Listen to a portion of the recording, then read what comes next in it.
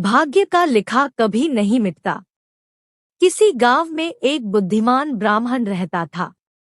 उसका एक दोस्त था जो एक पैर से लगड़ा तथा बहरा था। वह दूसरे गांव में रहता था। एक दिन वह ज्ञानी ब्राह्मण अपने बचपन के दोस्त से मिलने के लिए घर से निकला। उसके दोस्त का घर काफी दूर था। वह ब्राह्मण रास्ते में जा ही रहा था कि उसे अचानक एक हष्ट-पुष्ट आदमी दिखाई दिया। वह भी उस ब्राह्मण के साथ चलने लगा तो वह ब्राह्मण उस मनुष्य का नाम पूछता है तो वह अपना नाम महाकाल बताता है। वह ब्राह्मण भी सोचने लगा कि मुझे भी काफी लंबा जाना है, चलो एक साथ मिल गया जिससे रास्ता आसानी से कट जाएगा। अब ब्राह्मण और महाकाल दोनों साथ साथ चल रहे थे कि अचानक एक गांव आ गया। तब महाकाल ने उस ब्राह्मण से कहा कि तुम चलो और मुझे इस गांव में थोड़ा काम है, मैं अभी आ रहा हूँ। थोड़ी ही देर में उसी गांव में एक भैंस ने एक आदमी को लात मार दी।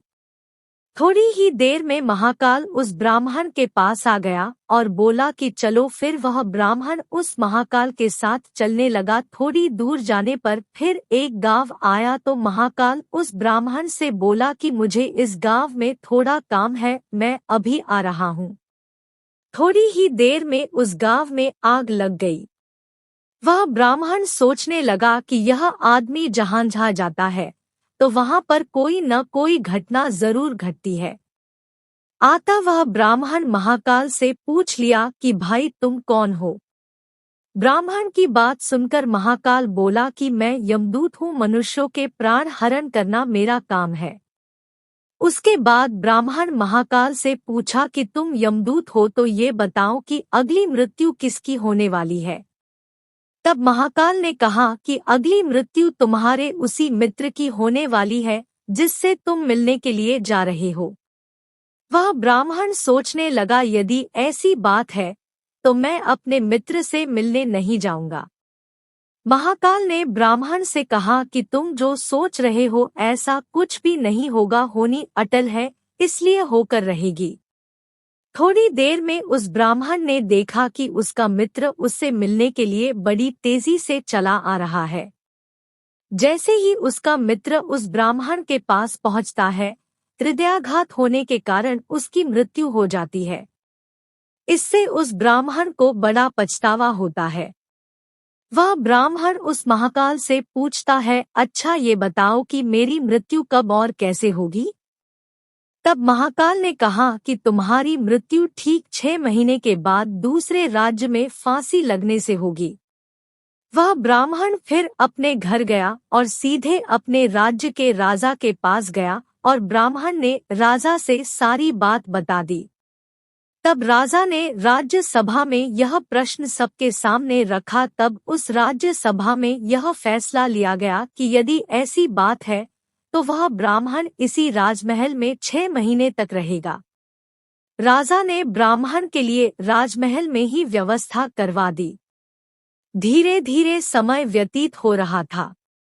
उस ब्राह्मण को नींद में चलने की बीमारी थी और यह बात उस ब्राह्मण को नहीं मालूम थी। जिस दिन उसकी मृत्यु होने वाली थी उसी रात्रि को ही वह ब्राह्मण राजमहल से निकलकर दूसरे राज्य के राजमहल में जाकर राजा के शयन कक्ष में राजा और रानी दोनों के बीच में जाकर सो गया। सुबह जब राजा उठा तो उस ब्राह्मण को अपने शयन कक्ष में देखकर बहुत क्रोधित हुआ और उस ब्राह्मण को फांसी की सजा सुना दी। तब वह ब्राह्मण उस राजा से सारी कहानी सुना डाली, जिसको सुनकर वह राजा अपना एक गुप्तचर अपने पड़ोसी राज्य के राजा के पास भेजकर सारी जानकारी ले ली। जिसको सुनकर वह राजा अपने फैसले पर बहुत पछता रहा था। लेकिन उस राज्य का एक नियम था कि एक बार राजा जो सजा सुना दे फिर चाहकर भी उसे नहीं बदल सकता। राजा ने एक राजसभा लगाई और इसका उपाय पूछा। तब उस राजसभा में यह फैसला लिया गया कि एक पतले धागे का फंदा बनाकर आप ब्राह्मण को पहनाकर अपना वचन पूरा कर लीजिए। फंदा पतला होने के कारण ब्राह्मण की मृत्यु भी नहीं होगी और आपके फैसले की लाज भी बच जाएगी।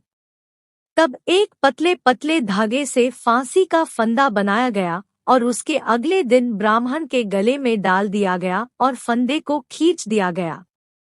सभी ने यह सोचा था कि ब्राह्मण को कुछ नहीं होगा, लेकिन उस पतले धागे की वजह से उस ब्राह्मण का गला कट गया और खून तेजी से निकलने लगा। ज्यादा खून बह जाने की वजह से उस ब्राह्मण की मृत्यु हो गई। शिक्षा दोस्तों, हमारे भाग्य में जो लिखा होता है वो हर हाल में होकर ही रहता है, उसे बदला या काटा नहीं जा सकता है। उस ब्राह्मण ने अपने बचने के कितने उपाय किए, लेकिन मृत्यु के आने पर कोई उपाय काम न आया तथा उसकी मृत्यु हो ही गई। दोस्तों, कहानी अच्छी लगी तो हमारे चैनल को जरूर सब्सक्राइब करें, वीडियो को लाइक करें, शेयर करें, कमेंट करें। Thank you.